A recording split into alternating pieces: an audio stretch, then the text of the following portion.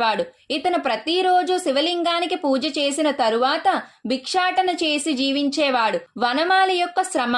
వనమాలి నిరుపేద అయినా అతనికి దైవం పట్ల అపారమైన ప్రేమ ఉండేది. అతను ప్రతిరోజు ఉదయాన్నే లేచి నదీ స్నానం చేసి ఆలయాన్ని శుభ్రం చేసి పూజ ముగించుకునేవాడు.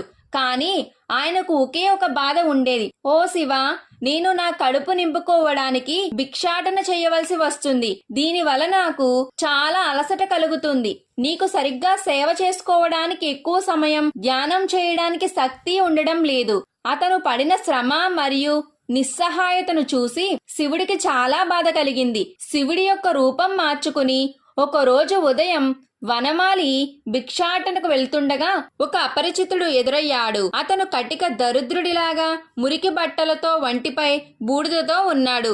అతను వనమాలి దగ్గరికి వచ్చి దైవనీయంగా ఇలా అన్నాడు,